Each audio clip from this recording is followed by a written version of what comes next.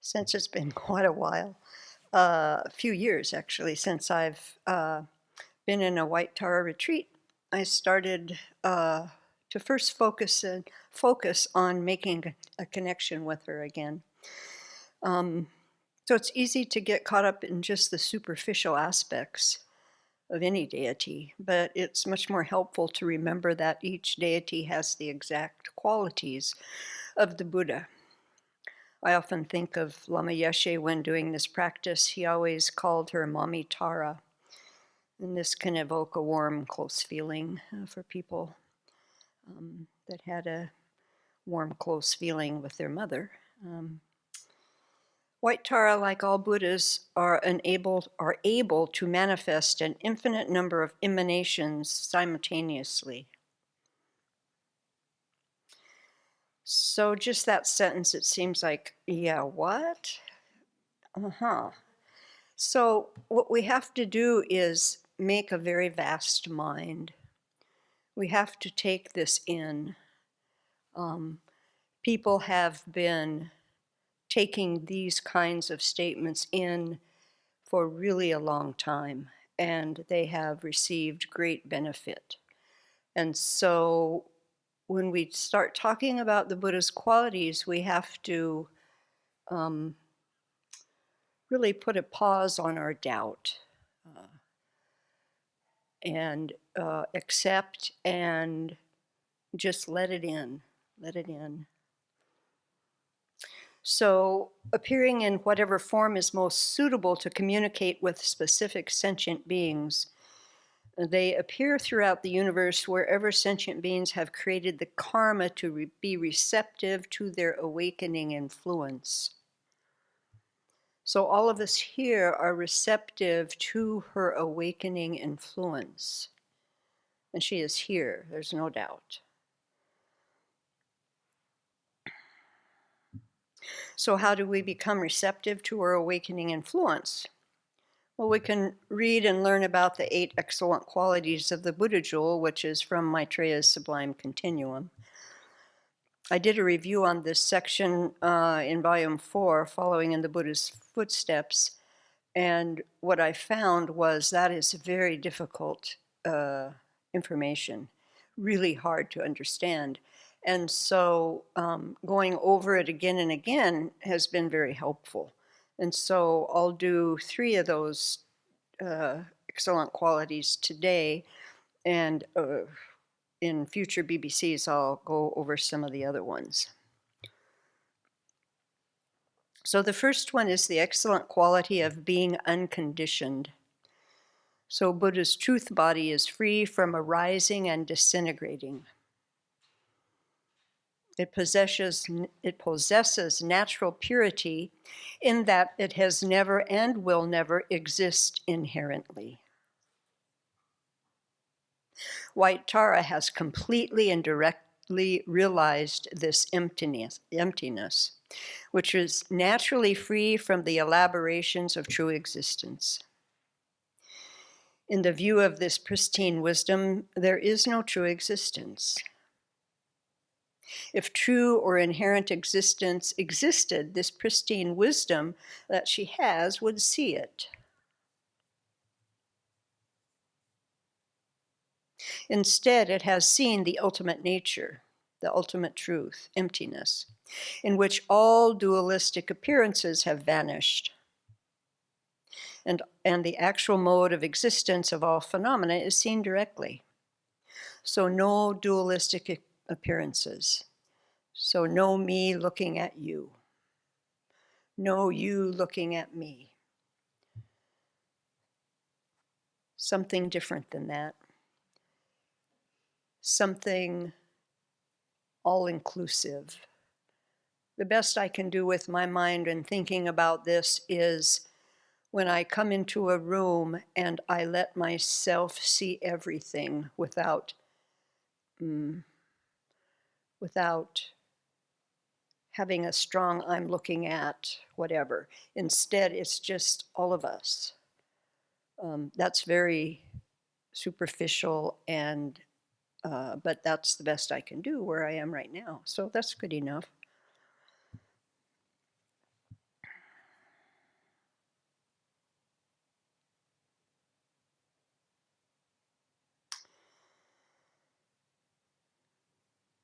White Tara's pristine wisdom directly knows emptiness, can simultaneously perceive veiled truths and ultimate truths, which with one consciousness.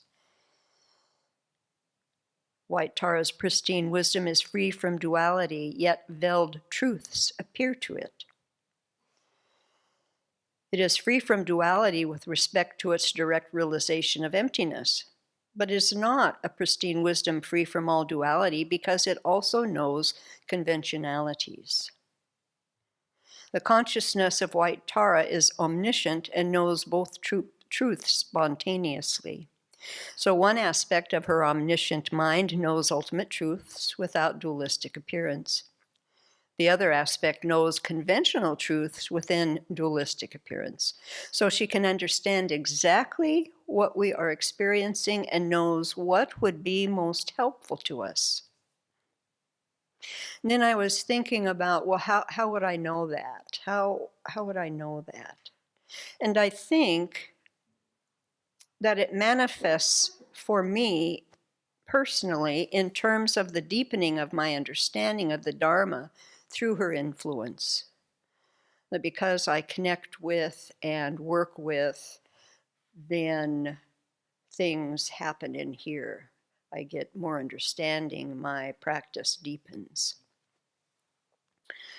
The second excellent quality of the Buddha is the excellent quality of being spontaneous, which indicates that in addition to natural purity, the truth body is pure of every coarse and subtle adventitious defilement. All elaborations and conceptualizations have been pacified. Just think about that for a minute.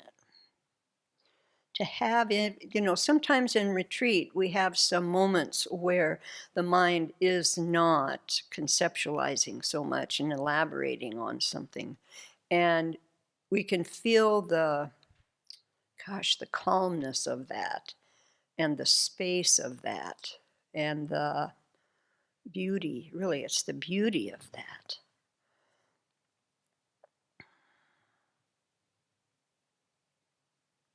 Cognitive obscurations hinder other Aryas from effortlessly working for the welfare of sentient beings.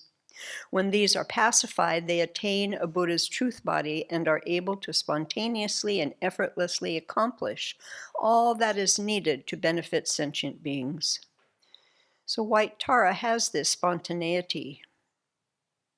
We can trust her that she not only knows exactly how to help, but that help is spontaneous, and in each of our sessions, she is helping each one of us differently. That's a vast mind,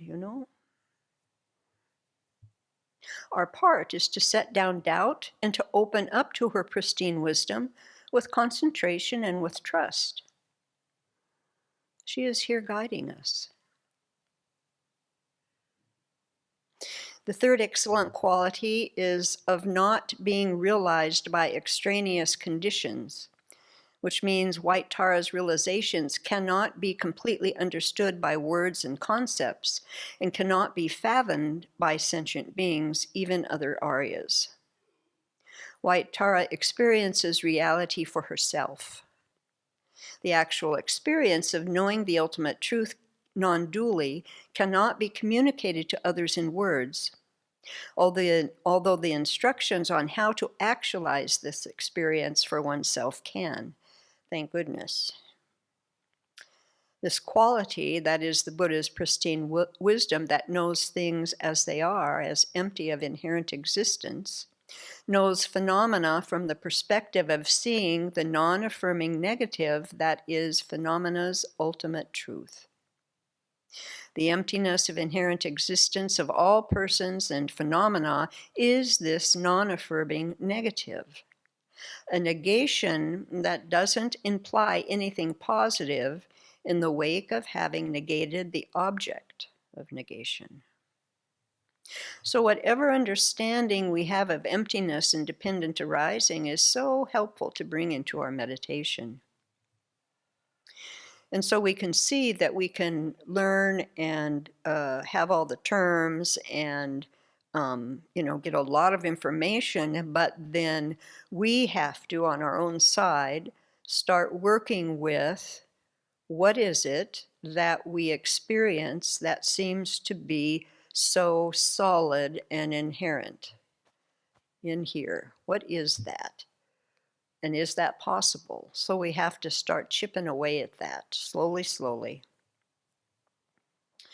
So Nagarjuna in the Fundamental Wisdom, chapter 24, he writes, "That which is dependent origination is explained to be emptiness. That, being a dependent designation, is itself the middle way. There does not exist anything that is not dependently arisen. Therefore, there does not exist anything that is not empty." So the object of negation is that which seems to exist inherently, but we know nothing exists that way. So we negate it, but there is nothing positive in its place because it never existed in the first place. So it is a non-affirming negative. So that takes a while to wrap one's mind around, I would say. At least for me it was. So these first three qualities indicate that Buddhas have accomplished their own aim or purpose. And so that's no different than what we are doing. We're starting with ourselves first. Because I can't do much to make it different for you. I mean, I can make it more miserable, I guess, but, but to make it something wonderful, no, not so much. So I have to start here with this. Yeah.